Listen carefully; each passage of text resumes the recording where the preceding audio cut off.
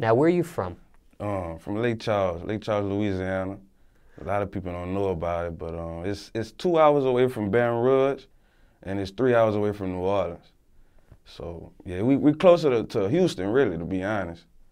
But it's still Louisiana. Certain part of Lake Charles you represent? Yeah, it's 4th Street. It's really High School Park, but we really just call it Car Shop. Yeah. Still living in Lake Charles? Yeah, I'm currently, I be back and forth really, but mainly still in Lake Charles. Back and forth where? Well, I do a lot of traveling, so I might be in Dallas, or I might be in Atlanta, stuff like that, yeah. Now, growing up for you in Lake Charles, paint that picture for us. What was that like for you? Really, like growing up, Louisiana itself is just like violence and crime and drug selling and stuff like that. And I started playing football, but I wound up drifting off and getting into the streets, but I made a mistake. How old were you when you got into the streets? Really, we was in the streets before we even knew it, like from small. And then I started realizing like this is our everyday life, you know?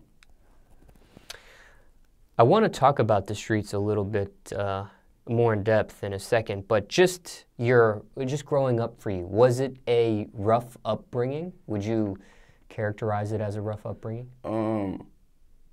People would, but my mama, she kind of blocked that from us. So I was wearing Jordans and, you know, like polo and stuff like that. So my mom, like, I guess she was trying to hide it from us, you know, if that makes sense. I mean, for a kid to wear Jordans and black polos and stuff like that, that's a pretty good thing. Right. But like I say, that was just on that level. That was more on the fashion level. She didn't want us to go to school looking crazy. So that's what it was. But just in my environment where I come from, like I said, it was really drugs, and that was my neighborhood. So the fashion was a smokescreen. Yeah, that's all it was. Looked good on the outside, but on the inside, right. it was much worse. Mm-hmm.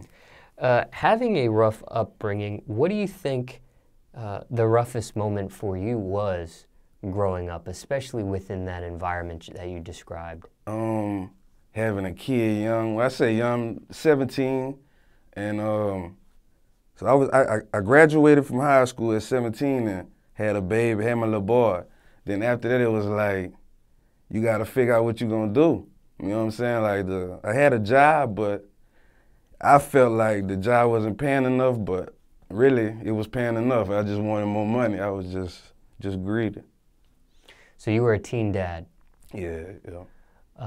When you got your baby mother pregnant, were you still in high school when she found out she was pregnant, or did you have already graduated at that point? Yeah, I graduated. I graduated. My baby mama, she was pregnant in high school. She was a grade under me, so by the time she got to 12th grade, she was pregnant or whatever. So. But as far as you, though, yeah, me. Were you still in high school when she found out she was pregnant by you? No, I think it was like summertime, like right after I graduated. She told me, yeah. I see. So you didn't have to cope with the birth of a child while you were in school. In high school. Nah, she did. Yeah, she did. Not you. Yeah. Was she able to graduate high school herself? Yeah, she graduated, yeah. Okay. Mm-hmm. Now, let's talk about the streets. You were immersed in the environment early, but when you actually yourself got involved in street activity, what age was that again? Well, I say probably, I'm looking at it, I say like 2005, I was probably 15. So this right after Hurricane Katrina had hit. Oh. Yeah, see, but where I'm from, we had Hurricane Rita, because it came right after Katrina. And it was like, after Katrina hit, everything changed. And it was like, we just had to fend for ourselves, and, you know, it was things like that was going on. And that's what made me get into that, to be honest. So how much damage did Katrina contribute to Lake Charles, if any? We really only caught the like the rain and the wind. Oh. The people from New Orleans, like I got people from New Orleans, and they came, they evacuated and came out there where we was at, And then like 2 weeks later, or a week later, we had to evacuate from there. So, yeah. And then that hurricane, Rita, how much damage did that do? Rita, like my sister house, she had it got molded and all of that. Like, we was fortunate. When we stayed there, we had the lights on and everything, but a lot of my people, they had to start all over. You rode the hurricane out? No, I evacuated. I went to Dallas. Like, I don't believe in staying. I don't care if nothing happened, I'm leaving. Yeah. Some people financially are not able to. Right, yeah. But there's also people that have the choice and don't evacuate. Right, yeah. They have the ability and the choice, and they choose to stay put. Still don't, yeah, they just stay there. But you evacuate. I gotta go every time. So, okay, the hurricane comes, you're okay, you evacuate, your house is okay, of course your people's suffered, but why would you indulge in street act? What from the hurricane would cause you to indulge? Because, I mean, did you take the financial burden of the people that you're close with that got their homes messed up and mold and stuff like that? Right. Or what would cause you, because it sounds like everything was all good. Right, so right, you rode yeah. the hurricane good, everything's going fine. What would cause you, because that's what you said, that was the beginning That was of like the pivotal point, right. You know what I'm saying? Mainly, like I had to leave from my mama's house so my other family could come from New Orleans and stay. So I had to go stay with my sister, and it was more like just everything was happening at that time. It's kind of, can't really explain it, but just everything was fast. Everything was going fast. I had just gotten to 9th grade, and it was more like just getting introduced to life, real life, you know, just being like that. What type of street activity did you get involved with? Well, a lot of things I don't want to speak on, but, you know, I did a lot of crazy stuff, man. I tell people, like the people that's watching this, it ain't really, it's hype, you know what I'm saying? It's not really what it is. Were you influenced into it, or was it peer pressure to get into it? It was more just being greedy, just wanting money, like not willing to sacrifice, because like I told you, I wanted to play football, and I see my partners, they making money and all this going on in the streets, because mind you, this is something like, as soon as I leave, as soon as I step outside, they out there trapping, they getting it. So I'm watching this, but at the same time, I'm still trying to play football. So I'm really having a battle, you know, between the two, and I just like, man, I gotta get some money, you know, just tripping. Looking back, dealing with the streets, that is a very risky option, a very risky path. It can come with consequences. It can come with stress. It can come with that looking over the shoulder feeling, possibly violence, possibly some sort of incarceration, be it jail or prison time, maybe even death, worst case scenario. You could have made another decision. Yeah, most definitely. Were you aware of these possible outcomes going into it? Knew about it because a lot of my partners was in jail. So I knew about it, but it was more so, now you gotta think, I'm 15, so we getting like juvenile time. You might stay in there 2 days, 3 days, you know what I'm saying? So that's what I guess it wasn't really a reality check when I jumped in. But later on, it became a reality check. When you say later on it became a reality check, are you able to explain? Explain? Yeah, like jail time, not even hard time, because I know people that really in jail. Like, I only stayed in there a couple of days. You know what I'm saying? I was always fortunate enough to, if something was popping off, God always escaped me for some reason. But one time I went to jail. I went to jail twice. One when I was a juvenile, and then one when I was an adult. And just being in jail, just, you know, you take a lot of things for granted. Just opening the refrigerator, getting something to drink. You know, you can't do that in jail. You know what I'm saying? Then where I was at, it was no AC, no nothing, and we in the South, so we burning up, we sweating. So a taste of juvenile detention didn't scare you away from continuing with street activity, but a taste of adult jail, Yeah. that was enough. Wasn't really enough. I wouldn't say that. Oh. But it was one of those like you gonna learn. You gonna learn how to appreciate eating food. You know what I'm saying? Like, cause they serving you nasty food in jail. It's really nasty. So.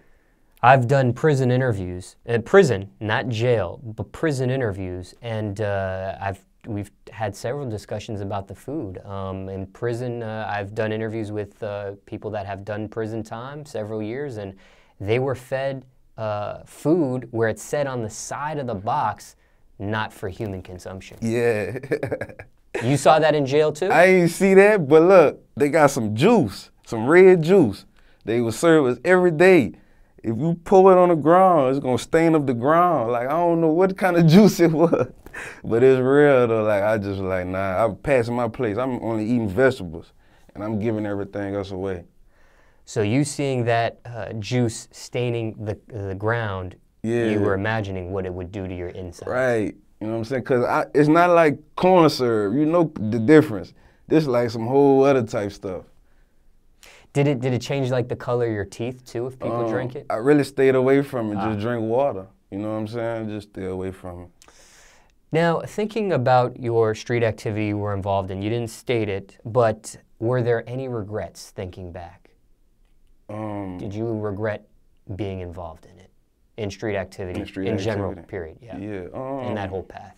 Yeah, I regret all of it, to be honest with you. Well, one part, it taught me how to be self-sufficient and be a hustler and not to be scared of nothing, you know what I'm saying?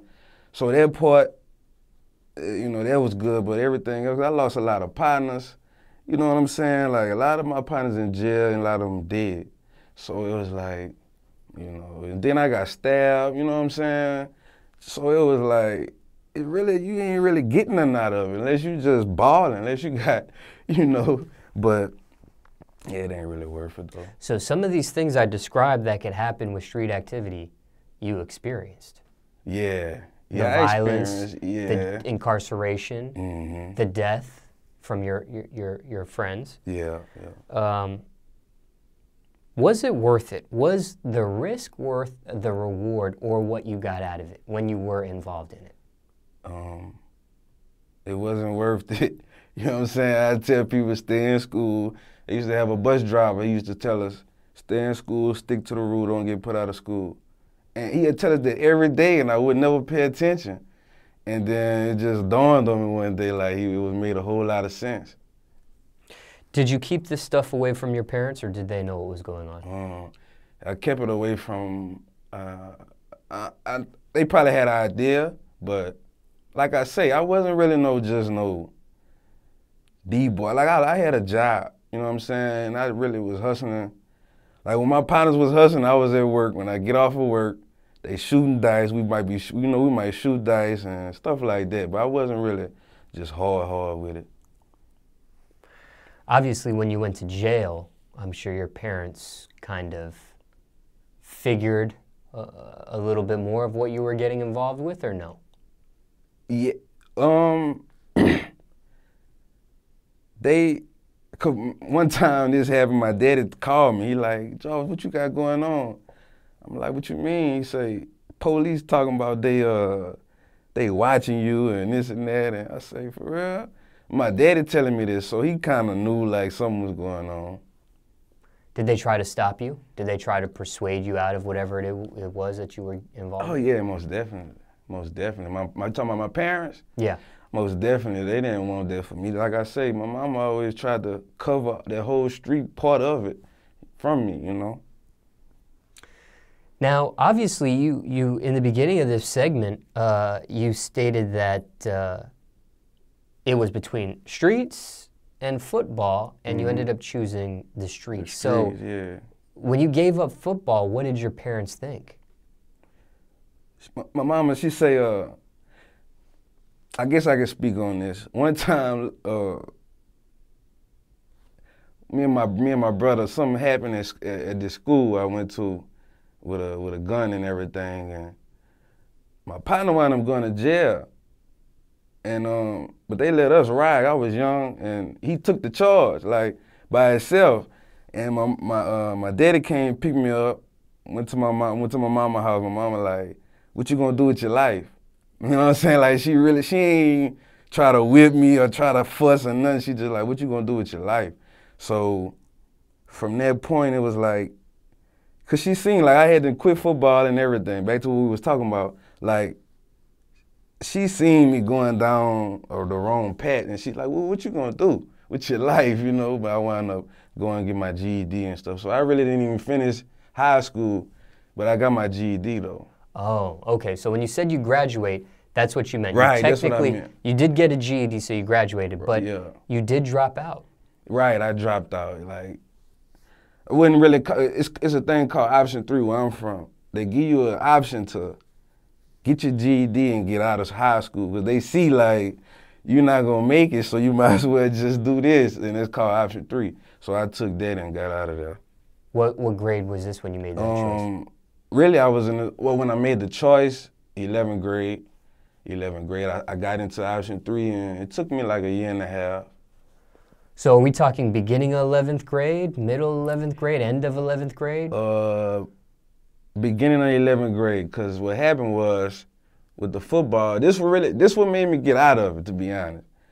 He changed my position. He told me, he wanted me to play some position, and my partners was making money. So I'm like, oh man, I'm just about to go to the streets. I can't play this position. He wanted me to play like D tackle, and I'm small, so I was like, it ain't gonna work. But I put that negativity in my brain. It probably would have worked. What were you before? What position? Defensive end. And you know, DN, you gotta be fast, and I was kinda had a little speed. So I was discouraged when he told me he was changing my position. Do you think you could have gotten some sort of scholarship because of the football stuff if you would have kept at it, or? I mean, we're talking hypothetically, right? But just curious. I wasn't dedicated enough. I was good enough, but wasn't dedicated enough. So maybe if you were dedicated. Yeah, it would have went right. If I had the right, I don't want to say right guidance, because I had my parents, but just on a football level, that would have been better. In regards to school, what kind of kid were you in class, generally speaking? Elementary, I was A's, B's. 5th grade, downhill from there. It was like, I was just showing up, basically. It wasn't even doing no work, going to summer school every year. It wasn't because I was dumb, it was because I wasn't applying myself, you know. Did you rap while you were in school? I always rap. It was like, but mainly, to be honest, we had formed a group. My little partners was rapping, and I was kind of trying to manage the situation. This in high school, we had a little buzz going on just locally, and just mainly that's what it was. And one of my partners, he had got far, but he wound up getting killed. So we really kind of spread it out after that. How young were you when you started rapping? You remember? Man, really, since I was small, like I could remember my first rap that I ever wrote, probably like 7 years old or something. Was there any beef between you and the other members of the group when you guys kind of split? They had some misunderstanding going on, but we pretty much all brothers, so we all came back to a head. Are you still cool with any of those guys? Oh yeah, most definitely, everybody, yeah. Did you ever battle any other classmates while you were in school? Were you into that sort of thing or no? Nah, man, they had one dude try to battle me. He called me out, everything. And I'm laughing at him because I'm like, nah, I'm not finna participate. What about talent shows? Talent shows. Do any talent shows growing up? We used to do a lot of, we used to have like fun day that my auntie used to throw, and we used to perform all the time from there. But the musical background come from my daddy's side, because I got my cousins, they in the music industry, and my daddy used to be in the music industry, so that's where that music come from. I see. What about pep rallies? Did you ever perform at any pep rallies? No pep rallies, I never did.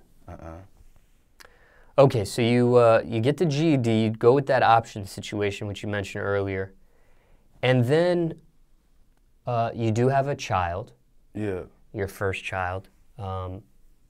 Daughter, son? Yeah, I got 2 kids. So I got a little boy and I got a daughter. But the firstborn was My little boy. Yeah. Okay, so you have a child. Now, was there any thoughts on furthering the education? I mean, you have a lot going on at this point. Oh, yeah. But was there any thoughts on furthering the education after you graduate with the GED? Right. Yeah, most definitely. I went to a little technical college. Same things, in the streets and trying to go to school. Chose the streets again, you know what I'm saying? Just being stupid.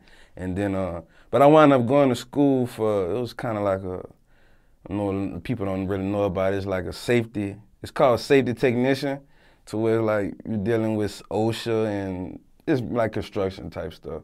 I did that, I finished that, never got a job, but you know, so. So you did get some sort of certificate or certification?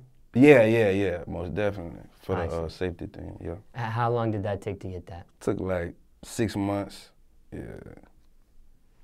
Now, why never get a job in something you got a certificate in? It's I don't want to say the wrong thing, but it's more about who you know. So, you know, you could have a degree or whatever, it's just about who you know.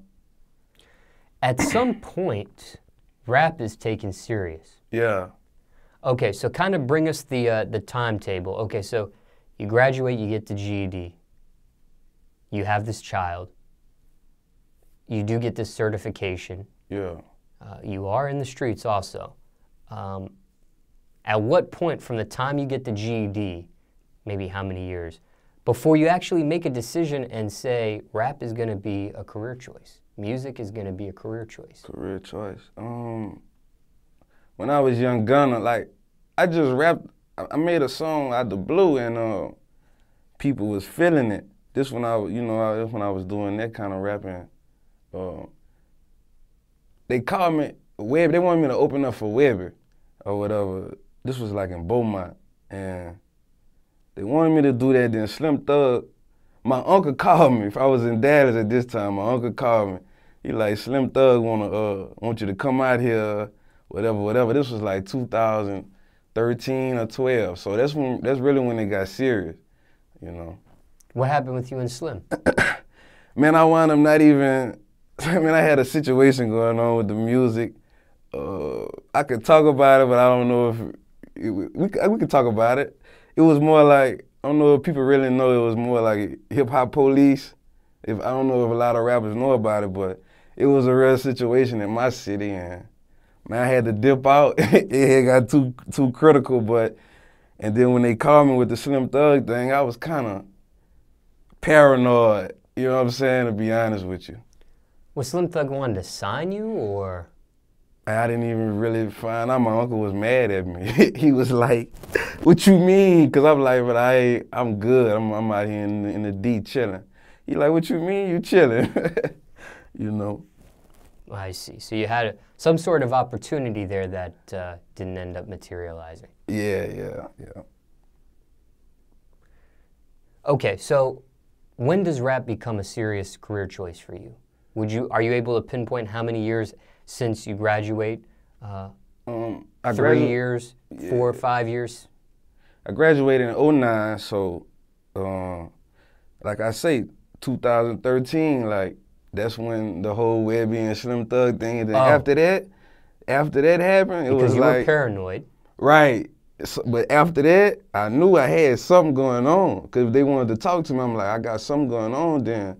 And I just started, took a little break, and then I just started applying pressure after that, once I got my mind right. Thinking back, hindsight 2020 now, do you wish you would have taken rap as a serious career choice a little earlier than when you had made the choice? Oh, yeah. Because I'm 26 right now, so I just think, like, at that time, I probably was 22 or something. I just feel like, man, I was younger. But at the same time, I know the business side of it so well now, to where it probably was meant to just be for right now, you know? I see. As far as jobs, you did mention you had some jobs. What did you end up working at during your upbringing? Oh yeah, my first job I ever got, I worked at Sonic. It's called Sonic Drive-In. I was flipping burgers, doing that like in the 11th grade, and then did that for a little while, graduated, and then got to construction, working in a plant, stuff like that, you know. Any of those jobs you mentioned tough? Yeah, after I graduated, after I finished Sonic, I was tank cleaning. Man, I'm talking about it's so hot in them tanks. Then the roof right above your head. So it's like you gotta squat down the whole time and suck up nothing but I don't know what we was cleaning out the tank. And yeah, man. Any crazy stories dealing with any of those jobs? Anything out of the norm? I mean, I don't know if that, what you just said, constitutes for this question, but any crazy stories dealing with any of those jobs? Anything we would find out of the norm? Out of the norm. All the time, man, people be dying. You know what I'm saying? They come down south. A lot of people come from out of town, come down south, think they can handle that heat. It's humid out here, like where I'm from, it's humid. So you gotta drink water. A lot of people be tapping out. You know, they be falling from out the sky, scaffold builders and all kind of stuff. Oh, you wow. know? Yeah. Quit these jobs, get fired from these jobs? What ended up happening? Oh no, a lot of those jobs, I was just hopping around job to job, you know, like I said, I had Sonic for about 2 years and it was mainly just trying to find a better thing. That's all it was. Both parents in your life today? Oh yeah, most definitely. Together or separated? They separated when I was young. How old do you think you were? I might have was like 7, 8 years old, something like that. Was that hard for you to deal with? Not, yeah, I ain't gonna lie, it was for a little short period of time, but my daddy was always gone. He was touring and stuff, so, you know. Oh, with the music? Yeah, with the music, so it was kind of like, he'll come after the tour, he'll come and we'll chill out. He was there a lot of my life, but when they separated, I just noticed it started getting a little weird. You ended up living with your mom? Yeah, with my mom. Yeah, I stayed with my mom. Did you have another male figure in your life? Aside from your biological father? Really my daddy, like, that's my daddy, like, you know what I'm saying? Like, he always stayed in contact with me no matter what. Okay. Yeah. Somebody watching this, let's say they have to deal with a separation of their parents, maybe around the same age you were. Circumstances could be different for everybody, but is there any general advice you could give to maybe a kid out there going through it right now? Separation of their parents, maybe around the same age. Anything you would tell them? Tell them, yeah. Really just keep your head up, basically. Like, that's all I had to do is just keep my head up and just say, hey, well, bless God will, you know, and just pray about the situation, really. You did have some siblings. Yeah, oh yeah, most definitely. Yeah. What did you have in total? Well, just me, my 2 sisters, yeah. And you on that ladder, oldest, middle? I'm in the middle, yeah. You have some family members that do music, aside yourself. Mm-hmm. Is it competitive in your family with the music side of things, or is it more supportive? It's all supportive because everybody in their own lane, you know. What is I'm curious to see what your dad thinks about your music career and the rest of your family. Yeah, my daddy, he know a lot about it, so he be like, Jarvis, I'm telling you, you gotta watch for this, that, you know. He just prepare me, you know. Has he ever shown interest in trying to manage you, or? Yeah, he wanna do my role manager. He wanna be a role manager, cause I'm independent, so I do everything by myself. So he like, man, I'm telling you, you're gonna need some help. You know, so I like, yeah, you could, you know, we're gonna link up for sure with that. But not yet? Not yet, but we're gonna link up for sure. Why not yet? Really, I wanted to put my own footwork out there, you know. That's how I am. A little ego, a little pride? Not at all. It's more like, man, I watched a lot of what they call them, the moguls. I watched a lot of them, and I learned from everybody. So that's why I approach the game how I do. But really, well, if you need help, regardless, I don't care how big you think you is, you're gonna need some help. So aside from your father, what does the rest of your family think about your music career choice? Man, they loving it. Like my city loving it. You know what I'm saying? It's just that my city's so small. But I got people from London, everywhere, man, they feeling it, they own it. Father's supportive, it sounds like. What about your mom? Oh man, you can't tell her nothing.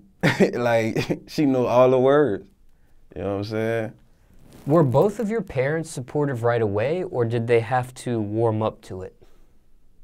Young Gunner, my mom was like, she listening to what I'm saying, you know, at that time. See, now I'm on a whole nother level. If you check my music out, whole nother level. So from that time to now, it's like, my mama like, she just proud. What do they think about the cussing? I don't curse in my music, and it's crazy. Like, I don't curse at all. I used to curse, that's what I'm saying. So my mom used to be like, boy, she listen to, she like it, but she like, you gonna have to chill out. And I just chilled out. You don't curse in your music at this point? Not at all. I don't even bat. Like, if something fall on my feet, I might say a curse word out of just hurting.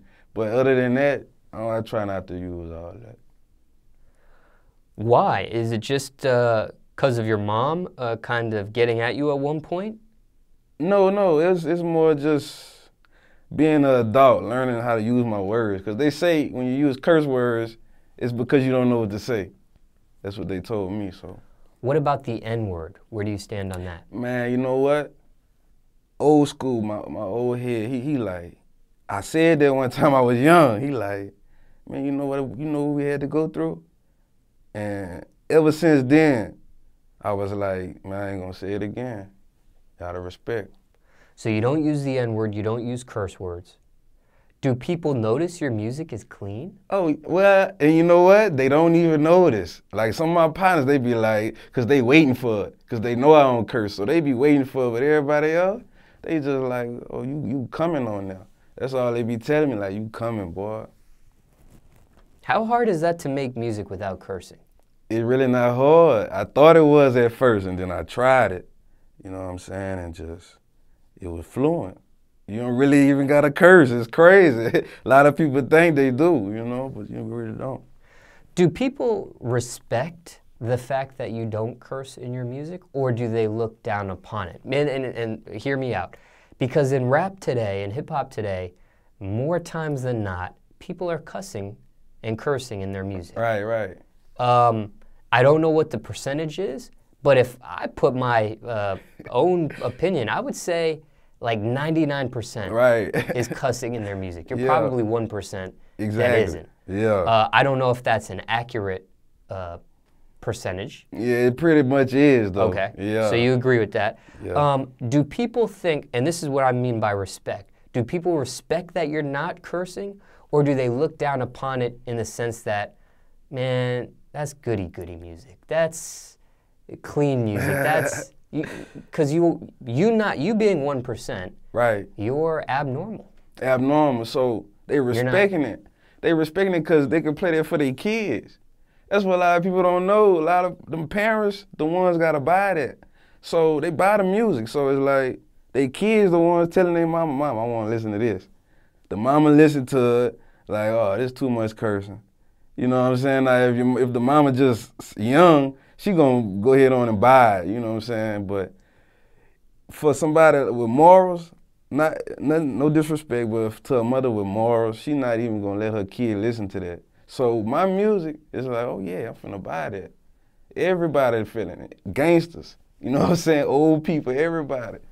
Don't matter. What about when it comes to features and you collaborating with other artists? What if they want to curse? I mean, or do you tell them, hey, I don't care if you curse, I'm not going to curse on my stuff? Or, you know, if somebody curses, do you ask them not to curse if they're going to be featured on your music? Or you jumping on another person's record, if they're cussing on their music, do you not jump on their record because there's cussing? Because it's cussing. What's your policy here? Yeah, I pretty much probably won't mess with it. Not judging or discriminating, but really, I don't even really do features like that, you know what I'm saying? I did a song, it happened before, with a couple of my partners.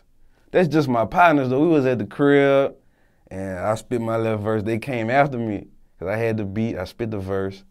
They wrote after me, they was cursing and all that. We never put it out though, you know what I'm saying? But pretty much, to answer your question, I'm just gonna probably go the other way, turn the other cheek. I see. Yeah. Now, when it comes to when it comes to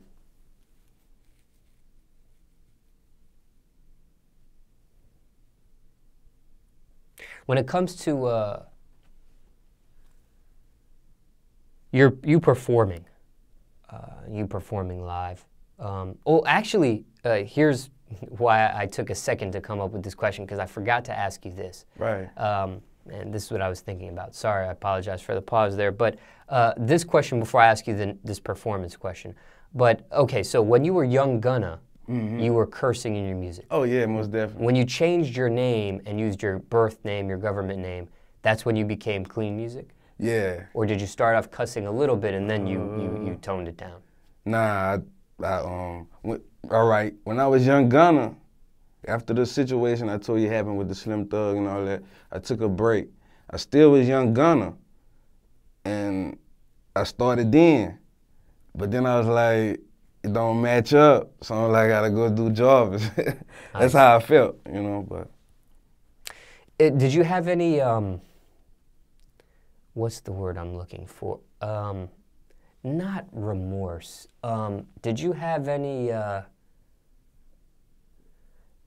thinking of the phrase, it's like when people do drugs, when they use drugs, relapse. Did you ever, okay, when you started making clean music, did you ever relapse into cursing? Did it ever get to a point where you're like, I can't do this anymore, I do have to add some cursing? Some curse word. I never had that problem. It was always, I go in a sober, I write with a sober mind, so I don't even smoke, like, so everything just clear. It's just clean, I mean, you know, I don't know. I know what you're saying, but I never had that situation. Never made a few songs and was like, man, this is tough. I gotta put some cursing music, cursing lyrics back in my music. Right. Nah, I never had that problem. Okay, now fast forwarding, the live performance. Have your parents had a chance to see you perform live? Yeah. What's their reaction been to it? Oh yeah, they feeling it. My mama, she trying to go to everything. If she can't make it, she mad. You know what I'm saying? My daddy, he more like, he done been there and did that, so he just watching me on the business side. What does your dad think of your performance, though? Oh yeah, like I said, my daddy never came. Oh, he never came? Yeah, he just more on the business side, you know. He never got curious to see? I'm pretty sure he's curious, but all the time, most of the time I be out of town and stuff, so he be in the city just chilling. Okay, so we talked a lot about you know, your upbringing, a variety of subjects, but I would like a little bit more advice, and I would like you to give advice to yourself, really. Knowing what you know now, hindsight 2020, what would Big Jarvis tell Little Jarvis? Man, stay consistent, keep pushing, don't listen to no negativity, just stay tunnel vision.